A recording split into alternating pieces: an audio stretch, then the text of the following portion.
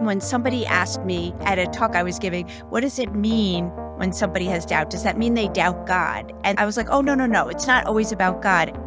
Ultra-Orthodox Jews do their best to live in the world but not of the world. Hasidic enclaves in New York, for example, are filled with believers who shape their entire lives around obedience to God's revealed laws, but who you also might see shopping downtown or who might have helped code an app that you use on your phone.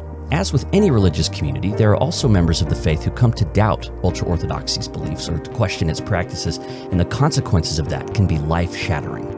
In this episode of Fireside with Blair Hodges, anthropologist Ayala Fader joins us to discuss her book, Hidden Heretics, Jewish Doubt in the Digital Age.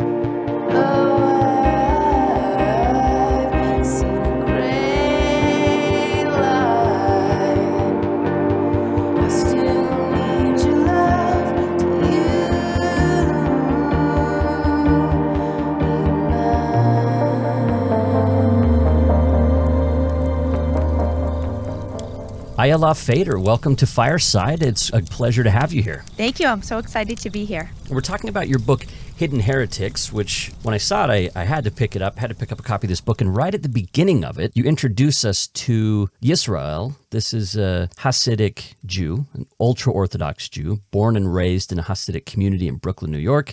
I wanted to begin with a little bit about his story because it's representative of a lot of the people we're going to meet in this book, which is about people who encounter faith crisis within the Hasidic community. So tell us a little bit about Yisrael's story. And by the way, I should tell listeners, I'm going to be mispronouncing a lot of things throughout this interview, so please tell us about Yisrael. Sure. Well, there's a lot of Yiddish and Hebrew in this book, mostly Yiddish, so I can understand the mispronunciation. But Yisrael's story opens and closes the book, actually. And I chose him because, as you say, his story encapsulates all of the issues that thread throughout the book. So he told me this story about his own crisis of faith, which is what he called it, a crisis of amina or faith. When he was a teenager, he studied Torah all day in a yeshiva, as Hasidic boys do. But when he was about 13, he began to have questions that are called amina questions, or questions about faith. He told me that things in the religious text he was studying just didn't make sense, and he wanted to ask his rabbi, his teacher, why and what, and they really troubled him. And his rabbi immediately shut down the questioning by said, those kinds of questions, those are the questions that come from masturbation. So he immediately stopped asking them because that is a forbidden activity. Yeah. For theological reasons, in addition to social reasons. And he kept his questions to himself and he tried to just continue on. And as many young men and women do, at 18, he entered the matchmaking market. He met his wife. He didn't actually meet her. He met her at the wedding, but they talked a little bit before, and it was a wonderful match.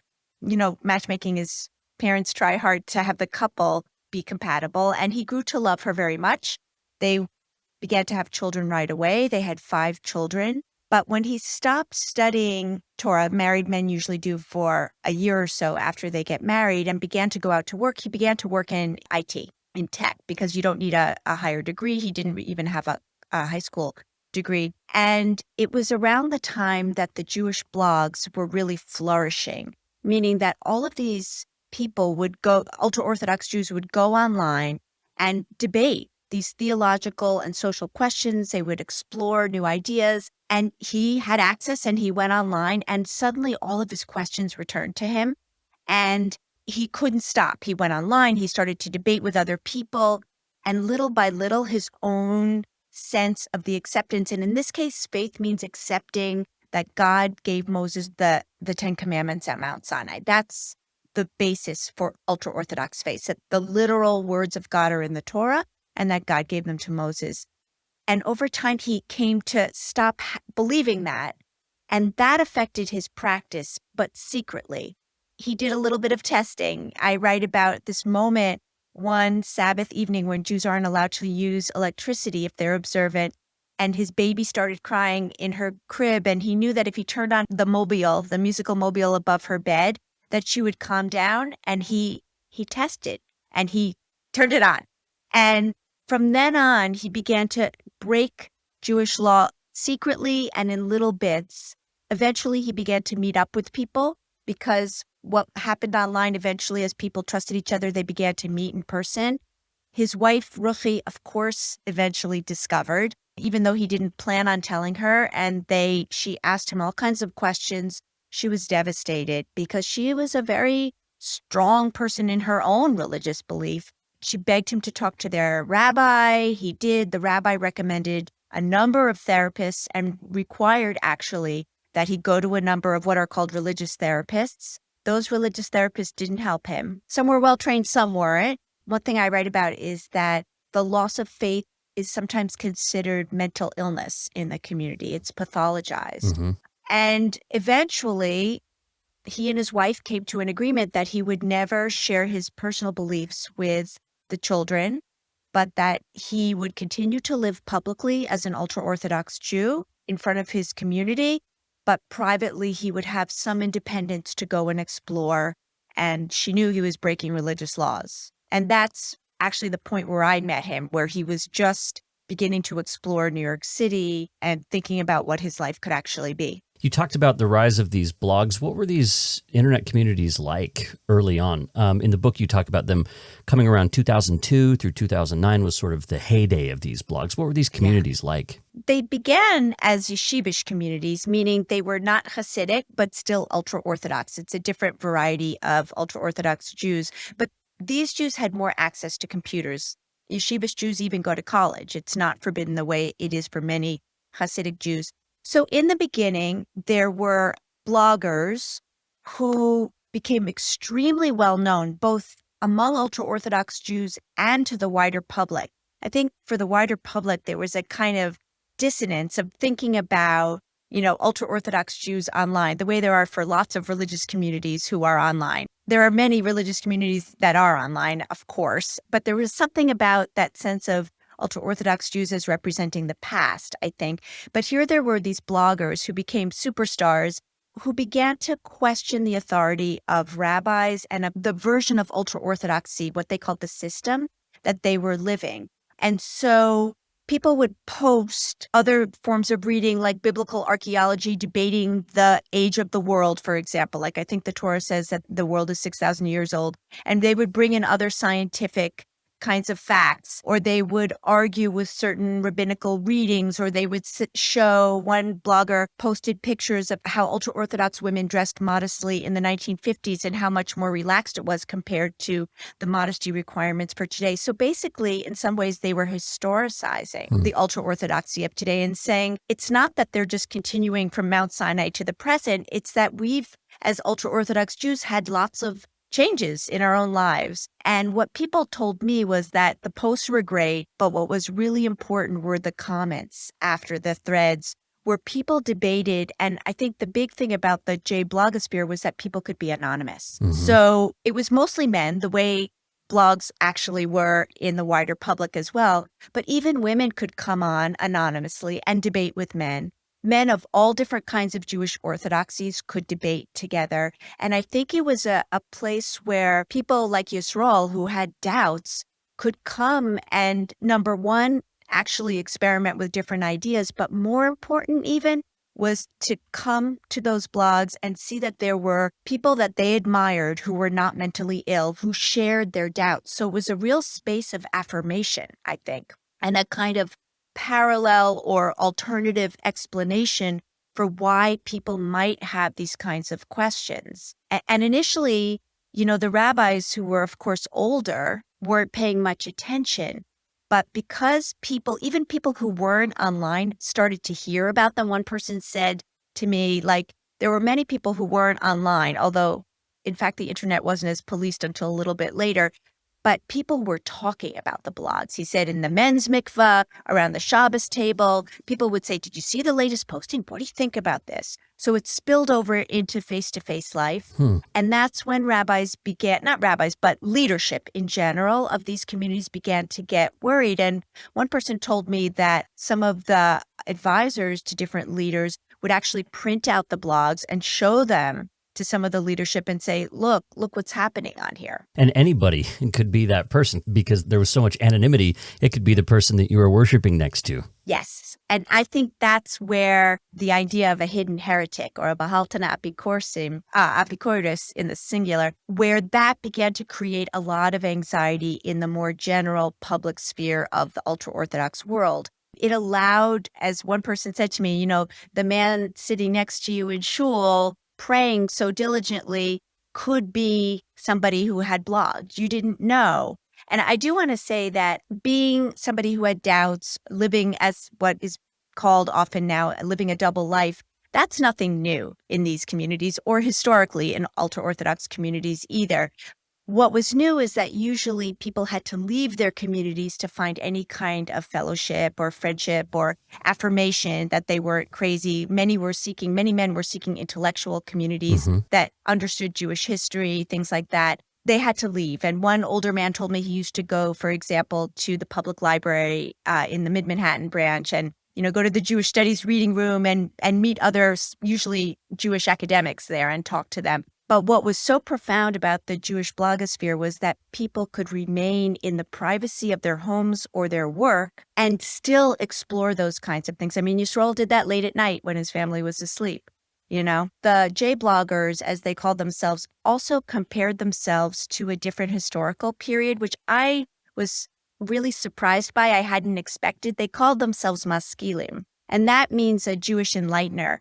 And they were referring to the Jewish Enlightenment in the late 18th and 19th century when there were no ultra-Orthodox Jews, and when just traditional Jews began to explore different writing styles. The printing press was new then, and it was easier than before to spread new ideas. And there wasn't that kind of strict division. There was an effort to kind of expose yourself to not only Jewish texts, but to other kinds of ideas that were percolating up, especially from the European Enlightenment. And so what the hidden heretics began to claim through the J blogosphere was that they didn't necessarily want to become secular Jews. They wanted to reclaim a more authentic version of Jewish orthodoxy that they claimed had become kind of perverted, or not so much perverted, but had been changed by the rabbis. They sometimes called contemporary ultra-Orthodoxy Taliban Judaism. They used those kinds of images a lot for a kind of religious extremism. Yeah, extremism, fundamentalism. Exactly. And so they were drawing on Jewish history to legitimate what they were doing instead of, their own community would say that they're not being good Jews or they're apostates or they're, heretics. Yes. They would say, actually, we are inheritors of this great tradition that is legitimate within Judaism. That's what they were claiming. That was clearly a point of struggle. And you have people, journalists, ultra-Orthodox journalists and leaders actually addressing that and saying, these people claim to be Jewish enlighteners, but they're nothing but bums, So that was a real point of contention. I will say that... And bums, by the way, is like a slang term for basically like a lazy, a person who's not a good Jew, basically, right? Yes, not a good Orthodox Jew. Yes, somebody who... Right. Because one of the explanations for people who stop practicing and who stop believing is that they're just too lazy. Like it's what the word is called taivus. Their lusts overcome them, and they don't have, it's not even lazy, they don't have the spiritual discipline to observe all the commandments. They give way to wanting to be inappropriately sexual or eat inappropriate things and not keep kashrus, so those kinds of things. Yeah, they give into temptation. Temptation, exactly. Yeah.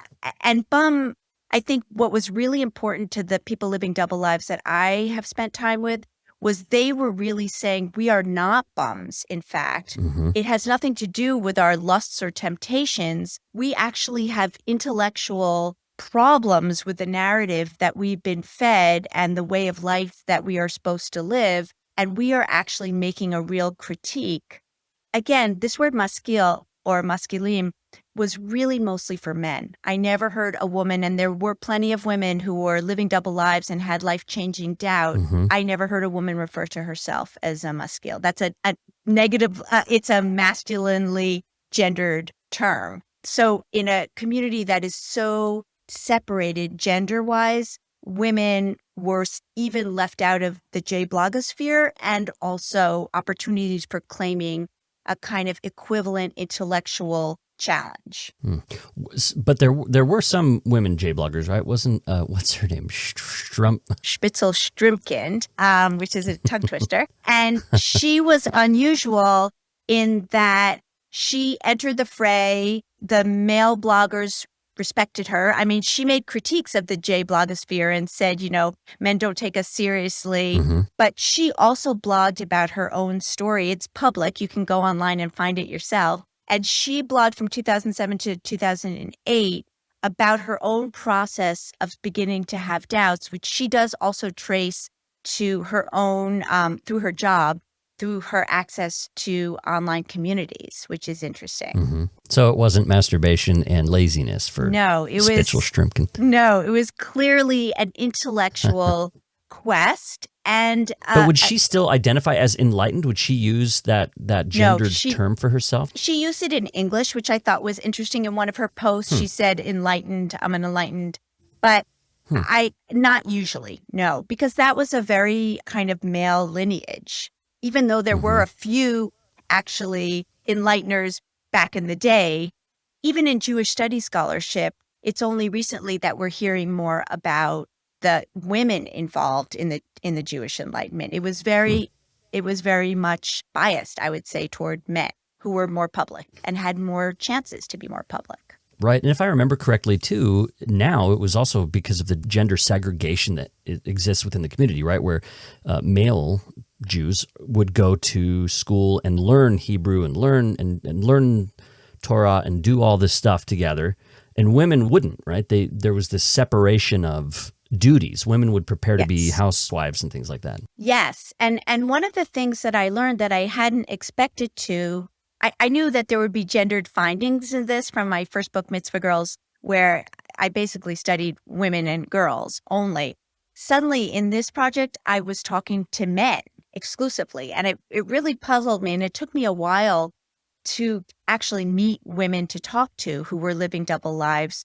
But when I did, I realized that the experience of both life-changing doubt, which is this term that I use for the kind of doubt that disrupts religious practice, versus the kind of doubt that actually defines faith, that I think is part of faith. Once women experience life-changing doubt, the kind of structures of gender difference in these kinds of communities shaped their experience as well. So when boys are in yeshiva, where they're studying Torah and the this is their school, all the scriptures, their school, their lives are really structured. They're in yeshiva from 6 a.m. to 9 at night. They don't have much independence. Whereas girls in high school actually have quite a bit of independence. They can go into New York City and go shopping. They have intense friendship groups. They put on plays. But once girls get married, suddenly their young husbands have a great deal of flexibility and independence. And it's women who have to be home. First, they might be working while their husband spends a year or two studying in a kollel, which is yeshiva for married men. But eventually, once they have a couple of kids, they have to stay home and take care of the home. And they answer to their husbands. Like if they're not home, who's going to take care of the kids? Whereas the husband has all this built-in independence and time for socializing in shul. After Friday night dinner, they might go out and meet friends. On Thursday night, they might go out and nobody's asking them anymore. Whereas a woman's life as she is married and begins to raise a family is much more, I wouldn't say surveilled exactly, but is much more, there's somebody to answer to, much more than when she was a young girl. So those kinds of differences were really important in terms of how men and women live double lives quite differently. But there were also really serious consequences that many women told me about, which was that because so many of them worked at home after they had children, they didn't have their own incomes. And if a husband discovered that his wife had lost her belief and was living a double life, he was sometimes encouraged by his rabbi to divorce her, in which case the community would put all of its resources behind the still religious spouse. Right. And there was a likelihood that she could lose custody of her children. Right. And so that was the kind of specter haunting so many women living double lives. And I think women were less encouraged to divorce their husbands. I don't have statistics on that, but anecdotally, people have told me that their rabbinic leaders were less inclined to encourage them to get divorced and more inclined to say, make the home a pleasant place, support your husband, he'll come back, just be patient, do what you have to do, because the ultimate goal is to raise the next generation of Orthodox children. And so the only time where a rabbi, I think, would encourage a wife to divorce her husband is when children were suddenly, quote, at risk. And that means at risk for somehow leaving. When a child started acting out and maybe aligning themselves with one of the parents, that was really one of the few times that a wife would be encouraged to get divorced from her husband. We'll talk more about family dynamics here in a minute. I also wanted to go back to something you said about different kinds of doubt. You, in the book, outline a kind of doubt that sort of refines and strengthens faith, which you see as a natural part of a religious life. And the other would be life-changing doubt. Let's unpack that a little bit more if you want to draw the distinctions between those. So, yes, I think that was really important. And I realized that the kinds of life-changing doubt were not all the same. When somebody asked me at a talk I was giving, what does it mean when somebody has doubt? Does that mean they doubt God? And then I was like, oh, no, it's not always about God. And then I realized and began to ask about it, which is how ethnography actually works. What does it mean for you if you have questions or doubts? Or what are these different words that I hear sort of bandied about, like heretic or doubter or atheist? So in the introduction to the book, I lay out these 4 different kinds of life-changing doubt. And at one end of this poll is somebody who's merely open-minded. And the word that people used for that was aufgeklärt. In Yiddish, all of these words are Yiddish. Aufgeklärt means enlightened. It's a literal translation of enlightened. And that just means that a person has become more open-minded. They might stay in their community. They might observe all of Jewish law. But maybe at the same time, they're reading the New York Times, or maybe they're reading some kind of science. Right? And maybe they're not quite as strict with their daughter's modesty. They say, like, sure, you can wear a denim skirt or whatever, or go to college. So that's at one end of the poll. The word that people use, apikorsim, actually means skeptics. And those are people who are explicitly critical of ultra-Orthodoxy today, particularly the leadership. But it doesn't necessarily mean that they don't want to continue to be ultra-Orthodox Jews and they don't believe in God. They're critical of this iteration of ultra-Orthodoxy, post-war ultra-Orthodoxy that we have in the States today. Sometimes apikorsim would reject core beliefs. And one of those core beliefs is that when the Messiah comes, all of the dead, it's the resurrection of the dead. It's Tikkias Hamesim.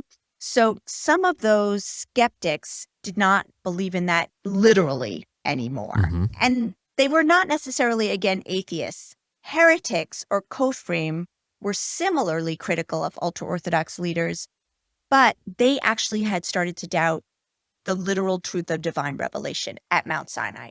They thought maybe it was more metaphorical, or maybe humans had interpreted certain things. And that actually is a huge dividing line among Orthodox Jews. I hadn't realized that. Having grown up as a Reform, very liberal Jew, I was taught in Hebrew school that that was a metaphor. You know what I mean? Mm-hmm. Did they talk about higher criticism and stuff too, of like how you can see different sources in the text? Yes, we totally talked about that. But also, we learned that this was a historical document, not a divine document, I would say. Not that Mount Sinai was necessarily a metaphor, but that this was a historical account of something that probably happened and it's our inheritance. So it was a very different interpretation. Ultra-Orthodox Jews are taught a literal interpretation of that, which means that the Torah is God's word, which means that you have to follow it. Mm-hmm. So heretics or apikorsim, again, in Yiddish, didn't believe that any longer. They had serious doubts about that. And then the last category that they used in English were atheists. And most of the people I met, in fact, were not atheists. There were some, but most, I would say, were either skeptics or heretics, which is why I called the book Hidden Heretics, because that turns out to be a term that they themselves use in Yiddish to refer to each other. So I see a lot of distinctions in actual beliefs, but there's also Yes. practices involved. And I think this would get to how spouses might find out about each other, right? Like what kind of things would start cluing a spouse in that something might be different? Yeah, that's a great question. So it always amazed me that you could keep a secret for so long in the intimacy of your home. Mm-hmm. I mean, Jewish law shapes every single aspect of your existence if you're an ultra-Orthodox Jew, from the moment you wake up to the moment you go to sleep. So going back to Yisrael, what his wife first noticed was that, as she said, he stopped washing Nagelwasser. Nagel are nails, but when you wake up first thing in the morning, if you're an Orthodox Jew, an ultra-Orthodox Jew, you pour a little water over your hands and you thank God for having made it through the night, and you utter a prayer. She noticed that when he woke up in their bedroom, that he no longer did that all the time. And to her, that was a tip-off that something was amiss. I talk about other people in the book, for example, who constantly lie to their spouse and say, oh, I already prayed, because men have to pray 3 times a day. Women are not obligated to those time-bound commandments. But, you know, there are men who say to their wives, like, oh, I'm going to pray at work, or, oh, I prayed before you woke up. And one father told me about how he moved his tallis, which is his prayer shawl, Mm-hmm. around the table so that his kids thought that he had taken it and put it back on the table when in fact he hadn't prayed.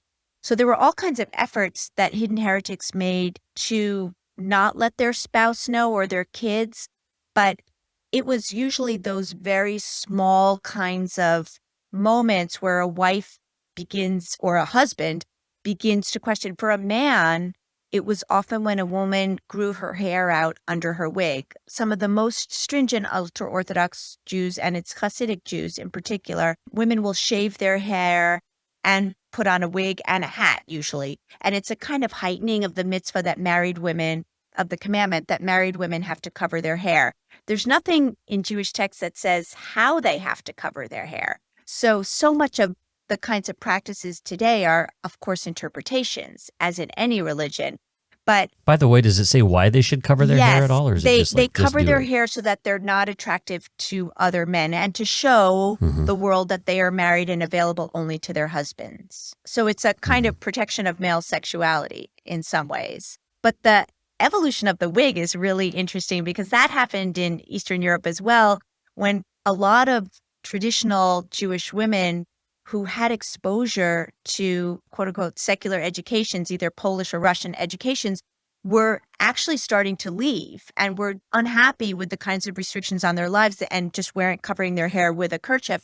And so different rabbis decreed that they could wear wigs instead of just covering their hair with a kerchief. So it's, I think, how women cover their hair. Not only is it an incredibly detailed kind of almost dictionary for what your community believes and interprets, but it's also a historically changing set of markers for how women's positions have been interpreted over history. And so men would start to notice Yes. that their wives are like not doing that or doing it differently or something, and that sort of might tip them off. Yes. And as a matter of fact, like, there were things that Hidden Heretics didn't observe or did observe, but in a slightly different way. But there was also these small changes that they made to the public more generally when they began to have these doubts, which really surprised me. I was like, why don't you just keep everything private and that will protect you more? But a number of people told me that once they began to have these kinds of doubts, they actually wanted to dress and be differently in the world, to kind of be a little more true to themselves. So for women, that was often not only not shaving, but maybe shortening their skirt even just a little bit, which again was a tip off to their husband, but also to the wider community. I mean, one woman told me that she shortened her skirt a little bit and took the hat off of her wig, and one of her neighbors came over and said, is everything all right? Can I help you? Are you going through a difficult time? So people pay attention to these markers. So it wasn't There's surprising. community policing going on. Yes, Yeah. exactly. So it wasn't, and actually there's a whole tradition of women leaving anonymous notes for each other. You know, like, dear neighbor, I noticed that your blouse isn't buttoned all the way up to the top. God is watching. Oh, I just dear. left in your mailbox. So there is a lot of surveillance. And there's a ruler lady who comes and measures girl skirts in high school. So there's a lot of emphasis on adhering to communal norms as both a form of adhering to religious law, but also to kind of bending yourself to what communal authorities say is the right way to observe these laws. So it's both communal authorities and a kind of theological authority. That's Ayala Fader, and we're talking about her book, Hidden Heretics, Jewish Doubt in the Digital Age. Let's dig a little bit more into the morality of married double lives as how you frame it in the book. And I have a quote here I'd like to read that gets at the heart of it, I think. It says, "For those living double lives, that tension between revelation and secret keeping meant choosing between self-fulfillment and comfortable familiarity, individual truth and protection of their family. They secretly violated laws while appearing orthodox. And when those living double lives rejected ultra-Orthodox morality and its obligations, they often developed an alternative moral system, one inflected by North American liberal ideas about the individual's right to autonomy, their personal authority to make ethical judgments, along with other liberal values like tolerance and pluralism." So this is the tension, right? Is Yes. These people want to be authentic to themselves, but they're also part of a community that oftentimes they still love and that they care about. And so they're trying to find a way to be true to themselves, but also remain part of this community and this system that they no longer really fit in. And they could be accused of abandoning their values. Yes. Your argument in the book and in your experience with actual hidden heretics is they're not abandoning values. They're developing different value systems. They're not Yes. abandoning values. So I'd like to hear more about kind of the heart of this. Yeah, I think that's really important.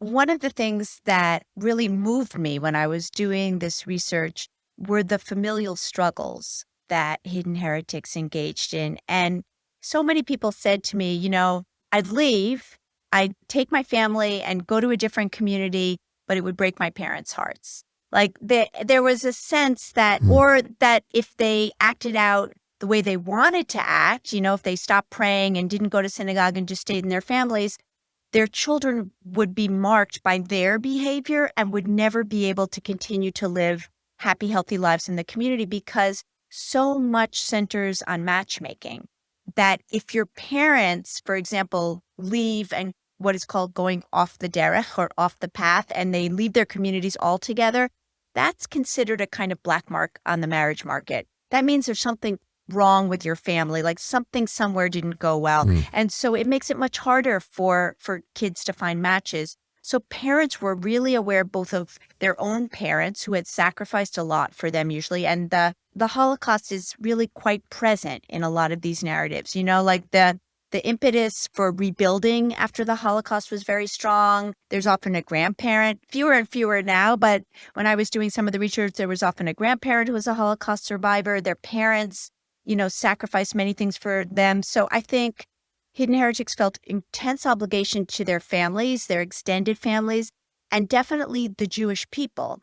At the same time, they didn't want to hurt, of course, their own children and make their spouse incredibly unhappy or have their spouse lie for them, which is part of what was required if their spouse discovered them. One of the women I spent time with said, it makes me feel terrible. I have to support my husband's lies all the time. I don't want to, but I have to for the sake of the children and the sake of the community and because my rabbis are telling me that this is the ethical way to continue on, knowing what I know. By the way, let me just say there seems to be some relativism there, right? The idea that it's acceptable to lie in that case, which otherwise lying would be, Yes. breaking a law. Well, one of the things that also surprised me was the kind of flexibility in the ultra-Orthodox system. I really didn't expect that. I think coming, again, from an outsider's perspective, you think of these kinds of, let's say, conservative religious communities as so rigid and unchanging. But one of the reasons that ultra-Orthodoxy has been so successful post-World War II is because of their flexibility. But the nature of that flexibility is that any kind of change is never able to come from the bottom. It always has to come from the top. That's the kind of way that change happens. And change has happened tremendously since, coming here in the 50s. But what many rabbinic leaders and religious therapists told people who were living as hidden heretics, what they said to them was, if you can continue to live publicly as ultra-Orthodox Jews and not speak out against the system, you can stay in your families and we won't bug you. There's a point where there's a discovery process when a wife calls a rabbi or a husband calls a rabbi, and that becomes a communal affair. But once the ground rules are set and once kind of good behavior on the part of the doubter is established, and that kind of questioning is not public, it becomes more private and hidden, then secrets and lying are the ethical way to protect your family and your community, which is, yes, it is a form of cultural relativism in that it's sort of the good of the community becomes more important than the unethical behavior. I don't know if that's cultural relativism exactly, but than the unethical behavior of lying. And I think in that way, Judaism is probably different from certain kinds of Christianities where the practice is really believed to cultivate. It's a reciprocal process, but the practice of keeping the commandments is what cultivates your ability to have your faith in God and to trust God.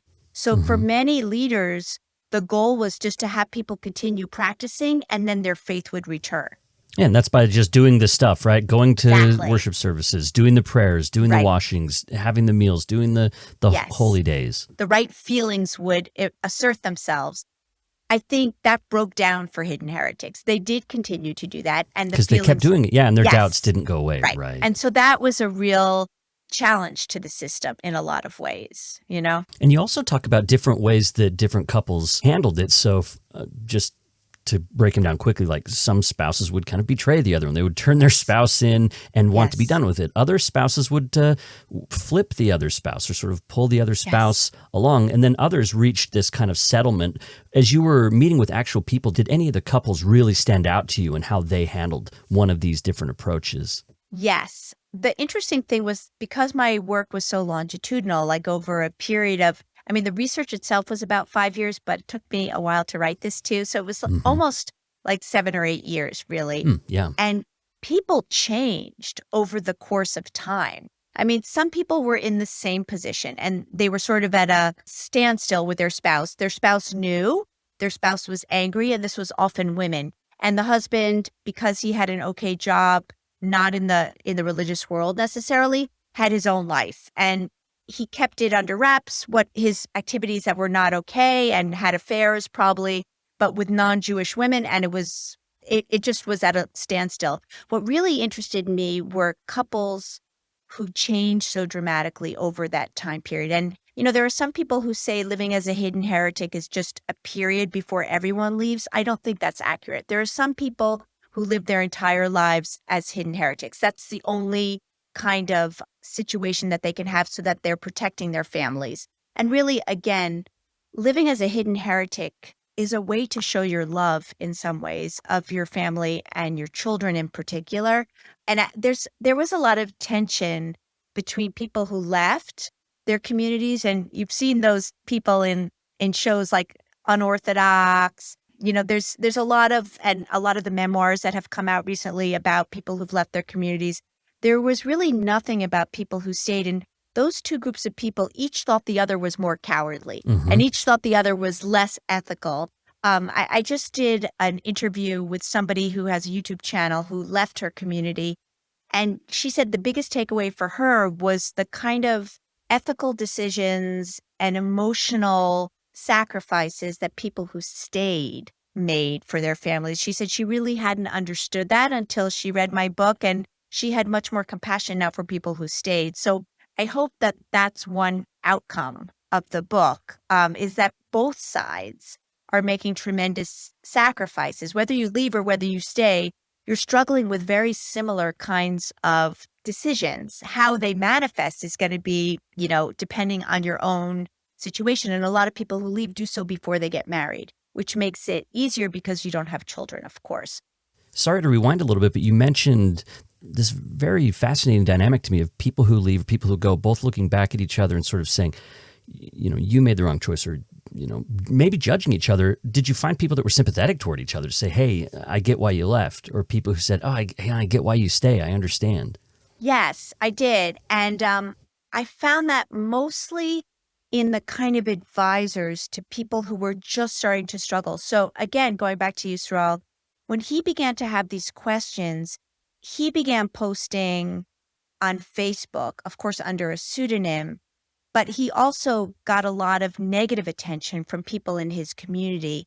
And somebody I know who actually advised me as well, who I worked with quite closely, he had left. He had been actually kicked out of his community because he was very publicly critical. So he was living as somebody who was an OTD, it's called off the derech. Off the path, yeah. Off the path, yes. And so a friend of Yisrael said, why don't you talk to this guy?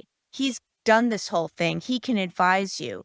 And there is a whole community of people that are not only online, but that know each other and have each other's phone numbers and have created a kind of network where they advise each other, especially people who are a little bit ahead of the process in terms of people who are having this crisis right at the moment.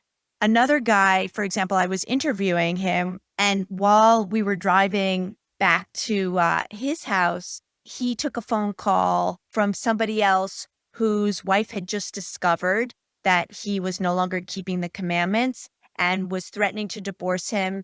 And the driver, who was also a hidden heretic, gave a step-by-step of what he should do: find a therapist, find a lawyer. Here's a good lawyer. Don't say anything. Don't sign anything. Don't talk to anybody. These are the people that you need to talk to. So there were hidden heretics who advised each other, but there were also people who had already left who advised each other, especially people, I think, who had left and were married. I think when you leave before marriage, so let's say you're 18, I think that experience is quite different. There are a lot of different issues that go into it, and it's just a very different set of challenges. But people who have left when they already have kids know that the children are probably the key piece here. Like, you don't want to lose custody of your kids. Right. This is what happened to Shulam Dean in his book, All Who Go Do Not Return, is Exactly. that basically the kids started... It seemed like the well was poisoned against him. Yes. He was painted as a very horrible person, and so less and less they wanted to go see him. Basically, as they would get older, Yes. they would align with their community standards and say, oh, Dad's wrong. Dad's bad and scary. And so he, eventually lost contact with them. And Yes. what also stands out to me is people that are advising each other, it's not all about getting people out, right? It's not always No. about, it's about what's healthy for an individual, you. like what the options are and Yes. what's going to work for them. And I think that's an important point, because hidden heretics aren't always the ones that they don't have this goal of taking down ultra-Orthodox communities or ruining people's lives. Not They're at all. really just trying to help people find peace and help Exactly. people, And happiness, negotiate these tensions. Right. Yeah, find some happiness. I do want to say, in the Shulam Dean example, I think that's important. And that takes us back to cultural relativism. I think it's hard for people who are not part of this community to understand why joint custody wouldn't just work. But it wouldn't, because ultra-Orthodox Jews basically don't believe in cultural relativism. It's not a community that believes in tolerance and pluralism. Not that they don't respect other people, of course they do, but it's not that, as long as you're a good person, everything is fine. Right. It's that if you are not living as an ultra-Orthodox Jew, you're wrong. And children who... not part of this covenant people. You've left Exactly. God's Exactly. people, yeah. But so even if the intent is not there, and often it is there to kind of turn the children away from the non-observant parent, especially with women, which has led, by the way, to a number of suicides. There's been journalistic stories about that. I mean, it's a term called parental alienation, when, children begin to be alienated from their own parents.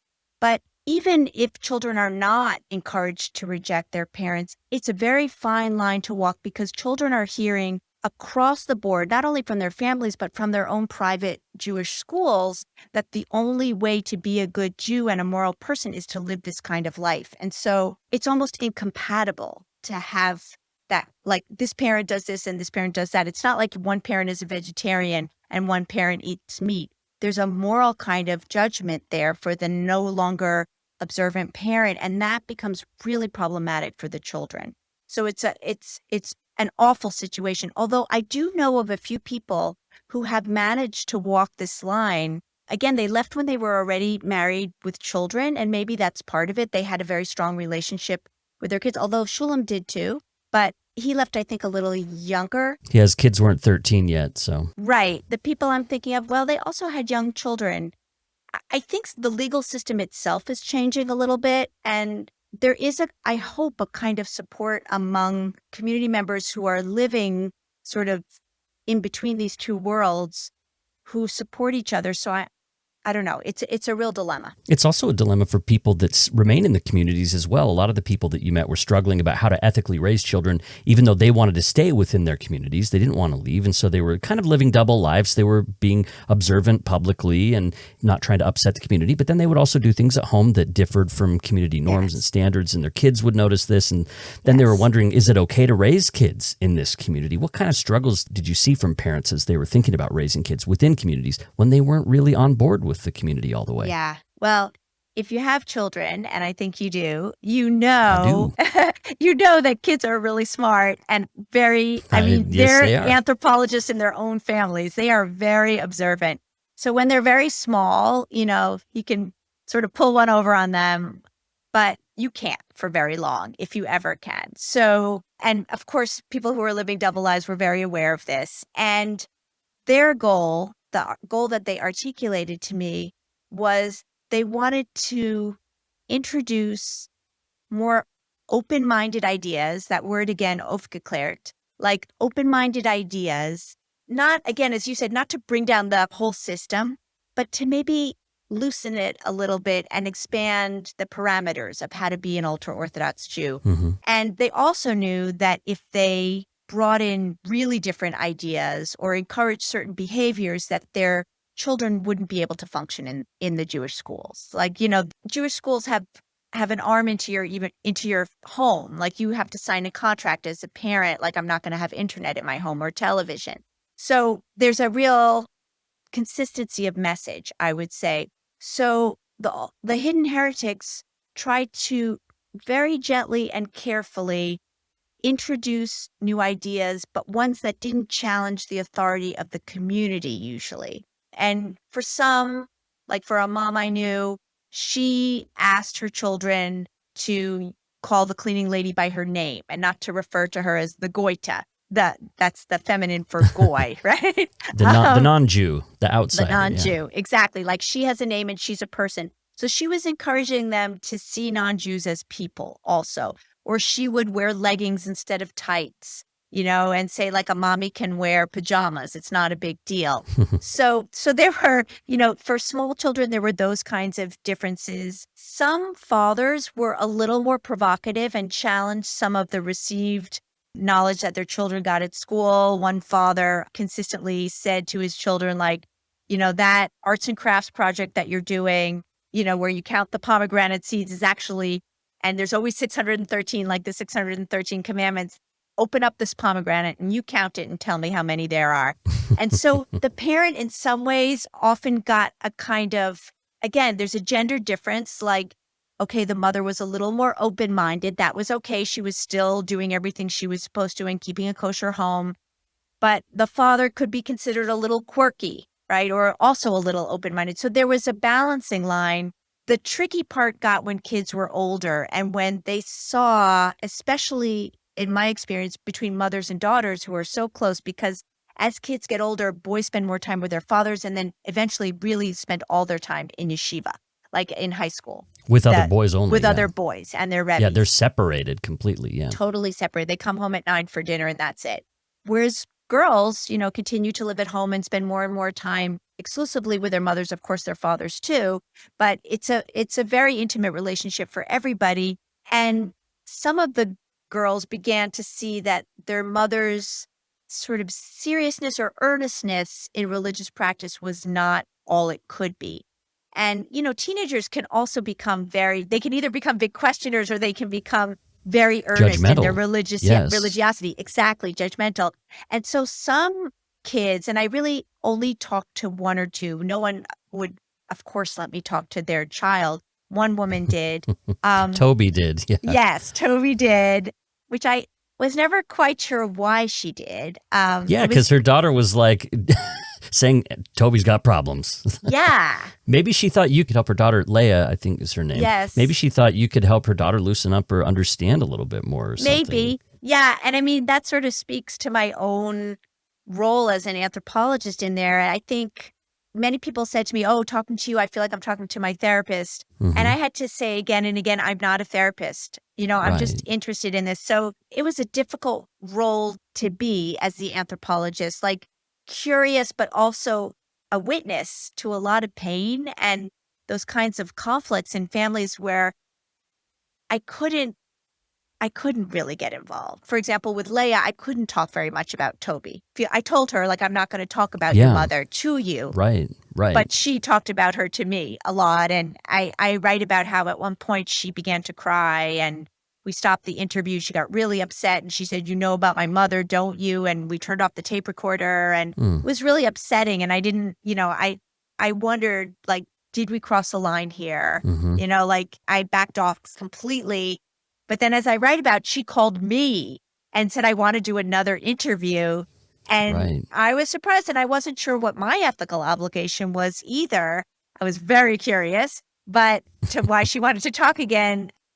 So I did ask her before I agreed to do the interview because I wanted to make sure she was very clear that I was writing a book and that this would be public and that, I didn't mislead her in any way, which is This was standard a practice. pseudonym too, right? Did Oh, you of use pseudonyms course. for these Yes, I folks? use So that was pseudonyms. part of it. Yes, every anthropologist does that, but I had to really do a lot of obfuscating around people's identities, and Hmm. I don't use the real communities that they're from. I mix up different characters and give one character the child of this character. It was really an incredible obligation I felt to not kind of blow anyone's cover Hmm. And because what did she do when you met with her again then? well, she Knowing told that me, she could be yes. anonymous. She said on the phone, I want to talk to you again because I want to give a message to everyone who's living a double life about all the damage that they're doing to their children. Hmm. And I thought, that's fair enough. Why shouldn't she have a platform too? So we also had an interview, a second interview, and she was in a different place. It was already like a year later. She was going through some life changes. And she was very clear that it was her responsibility to tell people like her mother, but the wider community of those people living double lives that she was aware of, that she thought they were being bad parents. So I Hmm. included that. I felt like it was really important. And that message was repeated to me. So it wasn't just one person. Like there was a consistency across different stories that I heard from different parents where their teenagers were angry at them for not providing a model for being a quote, good ultra-Orthodox Jew. I will say that there were cases, a few, but some, where children began to have doubts themselves and knowing that a parent was perhaps not all that they should be in terms of their own faith, began to confide in a parent. And that's when community alarms went off.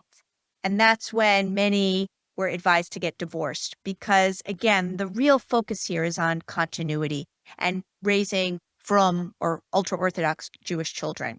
So when a child would drop out from yeshiva or would secretly begin to, meet boys or wear jeans, and in one case stashed her jeans in her dad's car, things broke open for this one person and he got divorced at the advice of rabbis. Are you still in touch with Toby at all? Yes, I am. I'm in touch with most of And the Leia, people. it's been a few years, right? Like, is their No, relationship still pretty similar or? their relationship is stronger, I think. She is off doing her own thing, and I didn't send her a book. I sent her mother a book, but after consulting with her mother, we decided it was best to just cut all ties. She's living a Hmm. very religious life, and it seems satisfied according to her mother. And she and her mother are close, but not that kind of intensity, I think, Yeah. that they had when they were growing up. You also spent some time talking to people regarding their renegotiating morals, including around sex. And some women even reported harassment as a result of being a double lifer, Yeah. that some men would assume that they were open to casual sex, for example. Did you see a lot of harassment within the Hidden Heretic community? And what did that look like? I actually think that's similar for both hidden heretics and people who leave their communities. And I see it as a direct outcome of the separation growing up of men and women and the really limited kinds of conversations in families around sexuality and sex and Like consent and boundaries and stuff. yeah, that's not an issue because you're living in these gender segregated worlds. There's men's and women's world. And even when you're married, like some families have the men's side of the family on one side, all the men on one side, and all the women on the other. And even though many families live, in small apartments in New York where the stockings are hanging in the shower and, boys are exposed to that, there's still a real separation between men and women's worlds in terms of social life. So when you erase those boundaries, like when they're suddenly gone, I think often men and women don't know how to behave. And I think especially men don't know how to behave and don't know. I mean, part of the whole elaboration around modesty, theologically, it's like modesty before God and also protecting men from their own baser instincts. But that has become kind of elaborated as like without these modesty behaviors in place, men will just be animals. And so sometimes when the structures are gone, I think men and women don't know how to behave. It can even become like a self-fulfilling prophecy. If men have been raised to believe that without these strictures, they're just Yes. they're just like wild animals, then they may be Yeah. like, well, here we go. This is what it's like, Well, and also I know that in an organization like Footsteps, for example, that supports people who have left their communities, their ultra-Orthodox communities, there's been a kind of acknowledgement of that and a kind of educational, like different groups that teach you how to date and how for women in particular, how to say no and how to, put up their own boundaries. And that's the part for women, and for men, how to maybe be friends with women, right? And everything is not sexualized. So I heard some cases of harassment, especially online where it's anonymous and where Right. even without heresy, I mean, there's always been a kind of market for ultra-Orthodox men who are unhappy in their marriages, sort of getting the informal okay to have affairs with non-Jews outside of their marriages. The goal is to keep your mind pure. And as long as it's not with a Jewish woman, it's not great, but if you have to do that, of course, nothing for women in this count. But Although there was a woman in your book who did do that, although I don't think her husband knew, right? Where she who had a long-term affair. Yeah. And was like, I would never cheat on him. Like the person Yes. that she was cheating on her husband would say, you said, well, would you have an affair around? Well, of course not, because Right. again, she had a new value. She had a different value system. It wasn't that she didn't have any value system. Exactly. And that's really important. That was a really important takeaway for me from the research, was that here were people not only embracing a new value system, but actually creating the value system as they lived a new life. So it wasn't like they just sort of adopted secular liberalism, right? Like, Yeah. Of course they didn't. It was a kind of trial and error process. As the more they read, for example, usually Hidden Heretics became more politically progressive. They became less racist, more politically progressive. I think gender equity happened last, if at all, in my opinion. Like that was a harder one to change. But Interesting. there were slow changes. There was a kind of increasing acceptance of all kinds of differences and all those kinds of things. But it was gradual and slow and individualized in lots of ways. So that woman who did have the long-term affair, she felt like she was living the most moral life. I think her husband had a certain sense of it. I mean, it would be strange if he hadn't figured that out, but not enough to change the life that there are all kinds of affairs that people have where the spouse, unconsciously knows and decides to do nothing. I don't think that's unusual. I think a lot of Hidden Heretics were angry that they had to get married so young and they were disillusioned with the matchmaking system and angry at the community kind of practices around marriage. And so I think this woman in particular was like, I found my Bashert. That's my intended, my special Soulmate, person. yeah. Soulmate. Thank you. My soulmate. It didn't happen to be my husband. Okay. That was a mistake, but I did find my soulmate. And so of course I'm going to be, totally faithful to him, but I have my husband and my children and they matter to me also. Because I asked her once, like, would you consider leaving? And she was like, I'm torn between my soulmate and my children. And I don't know. I don't think so. Mm-hmm. So, yes. So I think that's really important that there's a different set of morals for parents and children. There was a lot of talking to me about the importance of their children having a choice. Like they felt they Right. didn't have a choice in the direction their lives took, and they wanted their children to have a choice. The interesting thing to me as an outsider was they didn't provide so many different messages that their children had a huge choice. You know what I mean? It was Mm-hmm. really Yeah. more about like, A little bit more of a choice. than yeah, they like had. you have a little more say in how your match is made, or maybe you get to go to college and you're not just a housewife, or maybe you don't live in the most ultra-Orthodox neighborhood, you live a little bit on the outskirts of that neighborhood. So, and maybe you're not just a Torah scholar, maybe you're a social worker. So it was a very slow and gradual kind of change that they embraced, but it was a change nonetheless. And I think these communities are really in this moment. I call it a crisis of authority, but it's in this moment where there are all kinds of changes going on. Yeah. We see a lot of people who find a way to stay, find a way to leave. Did you find people who had the genie out of the bottle and were able to get it back in? People who were introduced to some of the heretical ideas or came to have significant doubts and maybe even come to believe that stuff was wrong and then get back, like maybe through some of these therapists or through spiritual advisors that were able to get back to that earlier version of faith? Very few. There were people, and that's why the longitudinal nature of research is so important, because there were people who did go to therapy, and as one person wrote to me, I went back in, who I don't know.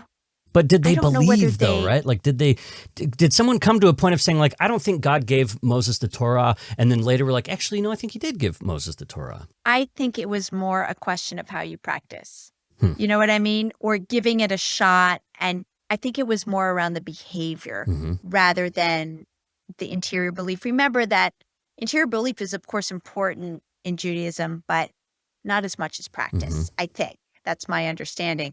Well, I mean, you said like a lot of rabbis would find someone that had these heretical beliefs, but their whole thing was like, okay, but if you can perform as a Jew, if you can be orthopraxy, if you can follow the commandments, then just keep that other stuff to yourself. We don't want you going and proselyting and sort of trying to, because that will lead other people astray. But we'll let that slide because you're living this way. Exactly. So, but one thing that I did learn was that there was a new investment, I'd say from like the last 5 or 10 years, an interest and investment by community leadership in interiority, like more of a language. And I think that's the influence of the whole therapeutic framework, which has become slightly more acceptable in these communities where there's, and also through like self-help stuff that women read that has been sort of translated into kosher reading, also along the lines of how to be happy. And, a lot of the self-help literature anyway has a sort of Christian slant. So this is sort of taken and made Jewish. So there is more of a concern with interiority and interior faith. I don't know that like 20 years ago, people talked about it as much as they do. That's probably the internet too, right? Like you're getting these conversations going. Like people can talk more about interiority because they're in, it's such a weird paradox that being in public spaces, but with anonymity can increase conversations about interiority. Yep. But also reading. So it's not only online, like people of a certain age. So people who were like in their 30s, I think it might be different for people in their 20s, but people in their 30s were like, the internet didn't make me lose my belief. Reading did. So it was reading books, actually sneaking into the public library, so it's a whole bunch of different media. I think what was really transformative was the smartphone because suddenly you didn't need the actual desktop and you had the privacy to do whatever you wanted. And that's why smartphones became the kind of problem for communal leadership. Like, don't have a smartphone. What was their solution to that? If people did have smartphones, what kind of strictures were put in place? What was the advice from leaders? There's a whole industry now on filtering, using kosher filters on smartphones if you have to have one. And there are, businesses, and it's part of the economic landscape now where you get a smartphone, and you put it in a kosher filter. Of course, lots of people have a second unkosher, unfiltered the burner phone smartphone. Learn that on Breaking Bad. Breaking Heretic. That would have been a good title. But also, a lot of women now only have flip phones from the 90s Right, you can't browse that on it. don't have internet.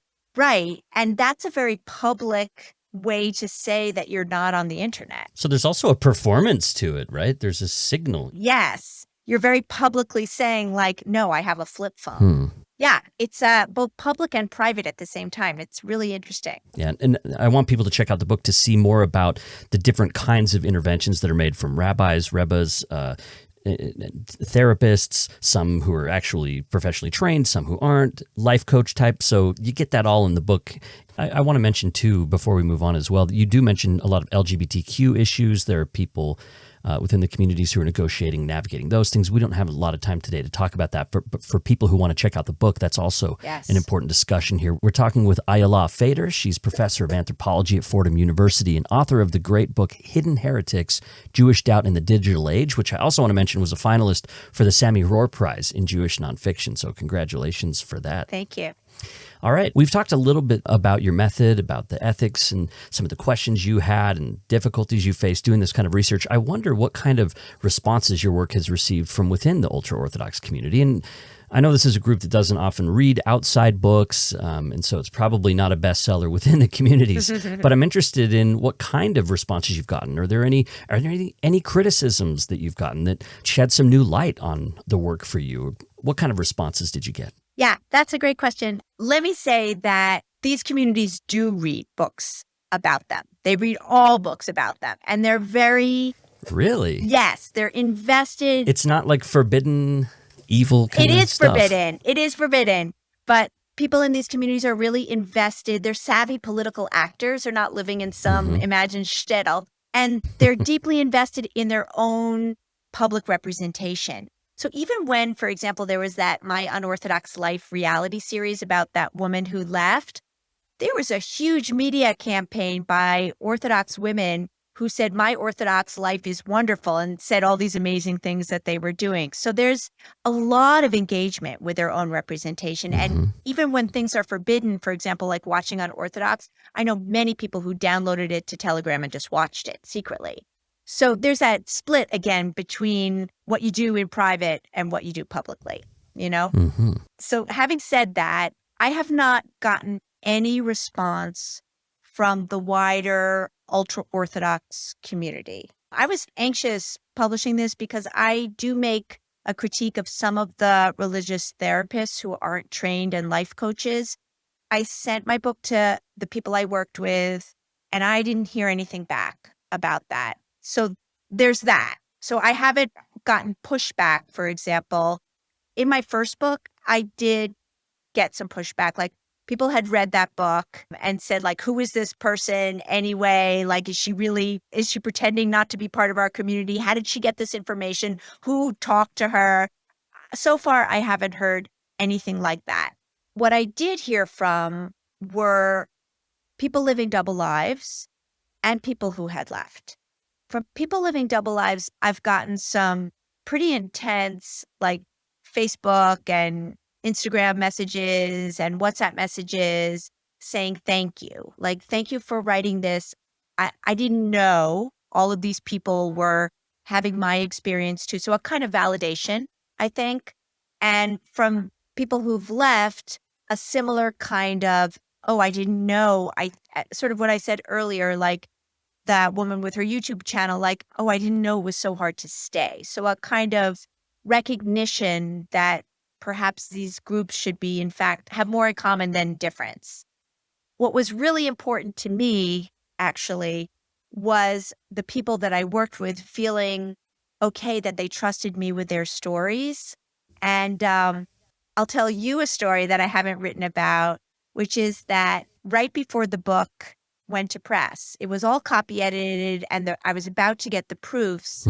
Some of the people that I had been working with got really anxious and said, like, I want to look at my part again. I'm worried that you're going to out me. And that's the language that they could be people identified. use. Right. Yes. So I had to go to my publisher and say, we got to stop the press. That's a big deal, too. I want to emphasize to people, you were at a point in the process where, I mean, they're going to send you the proofs where you're just supposed to find maybe stray typographical errors or something. Exactly. Yes. So it was great of my press. Princeton was like, fine. And so I spent the next 2 weeks meeting with every single character in the book. Wow. And showing them their portion and going over it. And I am so glad I did, because they caught identifiers that I would not have seen. Wow. They caught things and they made suggestions like, don't say this, say this. Mm-hmm. And they were suggestions that didn't change my writing, but that covered them more. They knew their audience much better than I did. I thought I had done everything I could, but I feel like identities are more protective than they would have been if I had just gone to press. So I feel very grateful to them. I didn't feel grateful at the time. I was very anxious. It was scary. Right, yeah. And I was worried that, one woman wanted to pull her story, and it was a very important story. And another person, I actually had one person read the whole manuscript for me, who's a member of the community, to double check. And he helped me also and said, don't say this. This is too. So you could figure out who this is or something exactly. like that, right? So I had multiple levels of checking. And what kind of thing, by the way, just what kind of things would they notice? Like, what kind of things would identify somebody that maybe you wouldn't even have realized? Geographical markers, like when I describe certain places that my interlocutor said, oh, everyone would know where that place is. Okay. So don't say this. Right, okay. Which, I thought it was frustrating to me as the writer, because I couldn't describe as fully as I wanted to the people I was talking about. And, that's a very That's the important trade-off. part. Exactly. It was a trade-off. And I don't like to make composites. I feel like it's often kind of not the best kind of ethnography or even writing, but I had to protect anonymity. And that was my ethical obligation. So it was a compromise, and I would do it again. But I will say that I know when the book came out, the group of people who participated in my book, who are also all together on certain social media, they decided not to talk about it because they did recognize each other. Right. So they decided it was like a forbidden topic, and they didn't talk about it at all.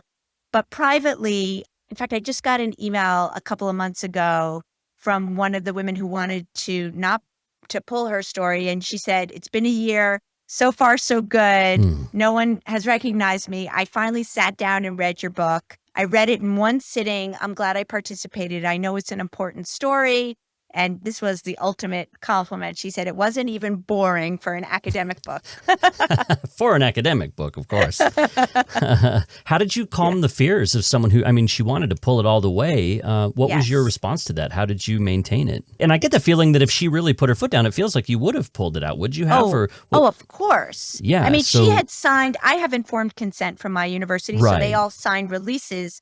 So legally, I could have used it, but one of the ethical research is that if somebody wants to pull, they always can. And in fact, that's part of what's called institutional review board. That's the informed consent, is that you are allowed to pull your consent at any time. Absolutely, I would have removed it.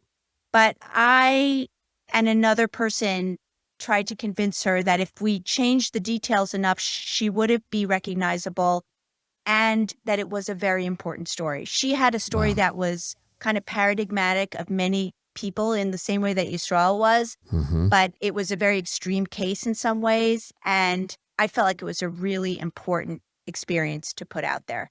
And she thought so too, which is why she talked to me in the beginning, I guess. So she saw it also as a way to maybe serve or maybe to be helpful to her community. But that takes a lot of courage. I know. It really does. Yes, I think, people were eager to talk to me, also very different from my first book where no one wanted to talk to me, except to convince me to be more religious, but to be more observant Jewishly. But I think Hidden Heretics were eager to talk to me. Religious therapists, not so much, especially not life coaches, but Hidden Heretics were eager to talk to me because not only did they want to show their communities that they were ethical actors, but also because I think you're right. They were kind of not critiquing their community so much, but saying, here's a problem and we're not leaving, we're staying, but we don't have a space here. Our community needs to accommodate us. So yeah. Did this book change you at all in the course of researching it? It was a big part of your life for a number of years. Yes. And how did you change as you were also witnessing people changing? Yeah. Being an anthropologist, the research changes you. every time that you do it, I always ask myself, like, why am I still working with ultra-Orthodox Jews? Like, I'm a Jewish New Yorker, right? And I'm still working in New York and working with ultra-Orthodox Jews. And I know that early on, it was a kind of nostalgia and a way to recuperate a kind of history that was erased for my generation of secular Jews, really. This was a kind of nostalgia project. I was quickly disabused of that in my early research, where I felt like, oh, I thought we were the same. And now I see you don't even recognize me as really being a Jew because my Judaism is so different from yours. Right. And I think some of that fascination, I mean, there's an intellectual interest in a community that is both very much part of the contemporary world and also a huge critic, and a certain kind of religious conservatism that I'm also intellectually interested in. But I think that I do this work in some ways because it is a way that, for me, it's a way of practicing Judaism. Like, my research is kind of how I do Jewish. It keeps me close but distant. I learn all kinds of things about Judaism that I didn't know, but I go home to my own mostly secular, kind of liberal, progressive Jewish home, where I don't feel an obligation to practice. I do what I feel like doing, with my family. Like observe some of the holidays and do this kind of stuff. Yeah, your we head's observe not the holidays. Shaved, so no, it's not. Yeah. And I don't even wear a wig. But I do feel like this project in particular, it changed me as an anthropologist in terms of my writing, I would say, because the experiences that I lived with for so many years, they really moved me. My first project did too, but this project really moved me. And I wanted to go beyond the kind of old-fashioned anthropology of like, let's humanize these people. I wondered, after experiencing this and me questioning myself, as I always do in these projects, like, what do I believe in? What's my morality? Where am I as a feminist? What does it mean to raise children and to keep some knowledge to yourself and share? Like, I always thought we had no secrets in our families, but in my family, but of course you don't say everything. And so it was a struggle for me to do this field work and also keep people's secrets. I was not great at that, and it was something I had to learn. But this project made me want to write for a different audience. It made me want to write both for academics interested in religion and Jewish studies, but also for a wider audience, because I think this was a bigger story than one weird group of Jews. I think, absolutely. Yeah, like, this is a big story about what happens when somebody dramatically changes what they believe in their community and their family and the kinds of ethical choices we all make. So this felt more similar to me in a way than my first project with Hasidic women and girls. It felt like it could be anybody. It could be me. And so my challenge to myself was, can I write a book that speaks to a wider audience, not even only of Jews, but of anybody interested in kind of ethical decision-making in our contemporary world? And we haven't talked that much about the internet, but how digital media really changes us. I mean, there were many points where rabbis were railing against the internet that I was like, right on. Yeah, you're right. Digital media is terrible. Yes, it's ruining the world. I want my kids off their phones. Yes, get off Facebook, get off Instagram. Yeah. And then you're like, wait, but very different reasoning here. And like, they would say like it's spoiling families. And I'd be like, yeah. So, and that's where cultural relativism can be powerful, where you recognize the message, but your interpretation of its meaning is so different. I hope to bring to my readers that kind of recognition of like, yes, shared concerns, very different kinds of responses. And I'm doing some work now with ultra-Orthodoxy in public health. Yeah. In particular, some of the controversies. Vaccinations and COVID, Yes.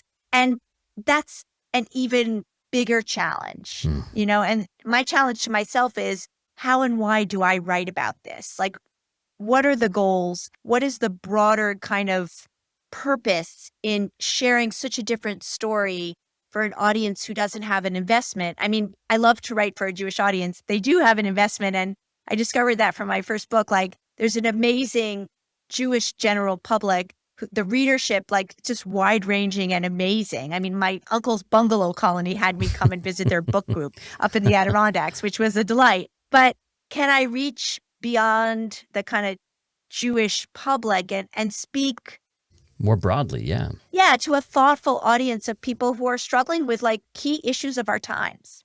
Yeah, and I think in the book, it's so focused on your subjects that you don't often get the space, and because it's also a pretty long book, you don't often get the space to draw the parallels yourself. But I do believe, as I read it, the parallels were there and were pretty easy for me to pick up on and to see different dynamics within my own faith community or with a political affiliation or, a lot of different things. And so there's also that weird tension between scholarship and activism and, Yes. and so scholars are often wrestling with that as well. So very much, especially because in the beginning, I was team Hidden Heretics, I felt so bad for them. I felt they were being harmed by some of the religious therapists. But then when I started to do real, ethnographic interviews and spent time with some of those therapists and life coaches, I realized they're doing their ethical best also. They think they're helping these people. They're earnest. And so, yeah, that's the struggle to represent that all fairly and then take a position yourself as an outside analyst. Well, there's so much more. I mean, I find myself saying this a lot, but we barely scratched the surface in this book. It's Hidden Heretics, Jewish Doubt in the Digital Age. Highly recommend this book. Ayala, thank you so much for being here, and we'll be right back in just a second to talk about best books. Thank you so much. Hey, this is Blair Hodges. Before we get to the rest of the interview, I'm just checking out some reviews here in Apple Podcasts, and as I've said so many times, it makes a big difference when people go leave a review. It's a way to grow the audience, but it's also a way to just get feedback from listeners, and it feels great to see reviews and see how people are responding to the show. So if you haven't already, take a second, go into Apple Podcasts, and let me know what you think. Just like CC Jones 13 did, and I know who this is. This is my friend Chris, and he says that each episode's smart, thoughtful, insightful, making accessible, sometimes complex or difficult subjects to a much wider audience. Thank you, Chris, so much for that review. That's really generous, really kind. I love reading these reviews. So if you have a second, if you're driving right now, then don't, pull over to the side and and leave a review, and then continue on your journey. But hey, let's get back to the rest of the episode. It's Fireside with Blair Hodges. We're back. It's Fireside with Blair Hodges. We're speaking today with Ayala Fader, and she's professor of anthropology at Fordham University. We're talking about her latest book, Hidden Heretics, Jewish Doubt in the Digital Age. All right, so Ayala, let's talk about best books. This is your opportunity to recommend something. It could be related to your project. It could be unrelated. It's up to you. What did you bring for us? Well, I brought 2 ethnographies, which are the books that anthropologists write, and a novel. So the first ethnography is very old. It's Number Our Days by Barbara Myerhoff. It was written in 1978, and I read it as a graduate student, and it really affected my sense of what was possible in an ethnography. She's writing about a Jewish retirement community in Venice Beach, and it's a very particular generation of Jews who came in the 1920s before the Holocaust and raised a generation of children who became professional class. But it's really about the kind of community that they build in the Israel Levin Senior Center. There's also an amazing documentary that goes along with it that won an Academy Award, also called Number Our Days. It's a beautiful book. It tells stories about real people and the kinds of relationships that they're forming as they're very old and the kinds of dynamics between families and friends. And it was written at a time where there was very little written about Jews by anthropologists, though many anthropologists were in fact Jews and still are. And I just remember being blown away by that book and thinking I wish I could write a book like that.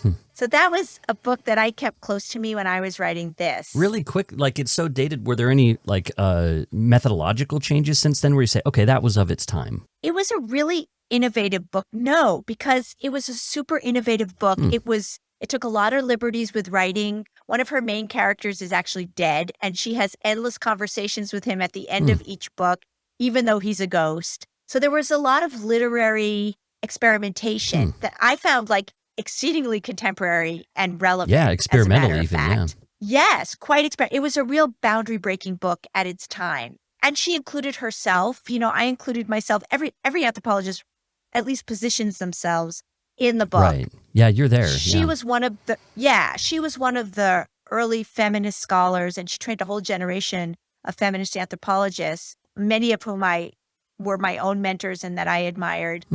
She was one of the first to really position herself as a character also in the ethnography, so that you get a sense that the ethnography is her encounter with these people rather than her just saying like, these people do this. It's really, no, it's a very contemporary book. And it's a political book. She feels like she has to be an activist for these people, and she's very explicit about them. So I feel like that is a book that holds up today. Okay, so that's Barbara Myerhoff. And the title is? Number Our Days. Okay, and I should say on Amazon here, Bobblefrog, the famous reviewer, has said, this is recommended even if you aren't an anthropology major. So that's a strong recommendation from Bobblefrog. It's a great read. I'm telling you, it's a great read. Like, you cry when you read that book. Okay, good. And when I show the film to my students, I usually teach that book in intro. And when I show the film to my students, they're all crying. It's a beautiful film and a beautiful book. Okay, well, I'm sold. All right, book number 2. Book number 2 is another ethnography, but it's a contemporary ethnography. It's totally different than mine. It's by Laurence Ralph, and it's called The Torture Letters. And it's a book about police violence in Chicago. Came out, I think, in 2020 or 2021. And it's told, again, it's experimental. It's told through a series of letters to different people, like one letter to the mayor, one letter to this boy and girl, brother and sister that he sees in the street being stopped by the police. It's a whole series of letters, one from a prisoner who's being held in Guantanamo.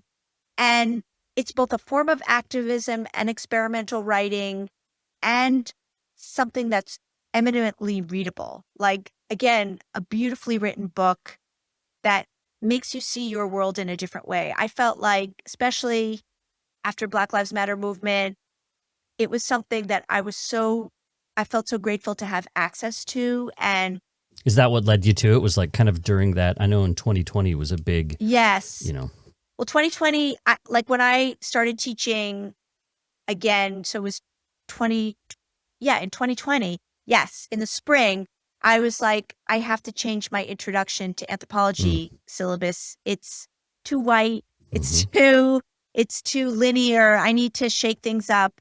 And a friend recommended that book to me. And it looks really, really good. It's great. I don't know. It really spoke to my students. It facilitated conversation in a way that was really constructive, where everyone felt like they could talk instead of only some people talking, which often happens. So I was really grateful for that book. That book also inspired me. Such a different book, but a different kind of anthropology. I mean, we're at a moment in many disciplines, but definitely in anthropology, where, there's a lot of questioning going on. There's a lot of talk about decolonizing anthropology and really questioning what we teach, how we write, who we write for. There's a growing acceptance of public scholarship. And I think both of these books contribute to that. And I think for me, they kind of help me think as both a researcher and a writer, like, what's possible, and they inspire me. I definitely want to check that book out by Laurence Ralph. And then you said the third recommendation you said was a novel. Yes, it's a novel that's often shelved in the science fiction section. It's Victor LaValle's The Changeling. And it's a real New York story. It's about a couple who has a baby on the subway. And, a changeling, of course, is a baby stolen at birth and then changed with a supernatural figure. And it's about all of the kind of magical and terrifying things that happen when the baby is changed. And it's so beautifully written. I was actually reading it, I think, while I was writing this book, and I was really taken with the structure of his novel and with the real New York feel. Like, there were all these places I recognized, and then there were places I knew a little less well, and some that he imagined. And it made me kind of think about my own city in a different way. And it's also about family. It's about parents and children. It's a very beautiful book. I've read all his books, and I can't recommend him highly enough. This is so funny. I'm looking at some of the blurbs here, and someone says there are hundreds of little dopamine hits, tiny baths for the pros snobs reward system. So this person really likes even just the way they're writing sentences. And then I also see that someone's saying this is sort of a modern fairy tale. It's got some horror elements. Yes. NPR says it's enchanting, infuriating, horrifying, heartbreaking. So it sounds like a really, that's an interesting combination. I have to say, I haven't read a lot of books like that. I know, those are 3 very different books. That's awesome, though. I appreciate all 3 recommendations. And again, I recommend your book, which is Hidden Heretics, Jewish Doubt in the Digital Age. People can check that out. We have a link on the website and in the show notes. And Ayala, thank you so much for joining me here at Fireside. Oh, thank you so much, Blair. It was really wonderful to talk to you. Fireside with Blair Hodges is sponsored by the Howard W. Hunter Foundation, supporters of the Mormon Studies program at Claremont Graduate University in California. It's also supported by the Dialogue Foundation, a proud part of the Dialogue Podcast Network. All right, another episode's in the books. The fire has dimmed, but the discussion continues. Join me on Twitter and Instagram. I'm at PodFireside, and I'm on Facebook as well. You can leave a comment at firesidepod.org. You can also email me questions, comments, or suggestions directly. The address is blair@firesidepod.org, and please don't forget to rate and review the show in Apple Podcasts if you haven't already. Fireside is recorded, produced, and edited by me, Blair Hodges, in Salt Lake City. Special thanks to my production assistants, Kate Davis and Camille Messick, and also thanks to Christy Franson, Matthew Bowman, and Kristen Ulrich Hodges. The opening theme song is called Great Light by Deep Sea Diver. You can check out that excellent band at thisisdeepseadiver.com. Fireside with Blair Hodges is the place to fan the flames of your curiosity about life, faith, culture, and more. See you next time.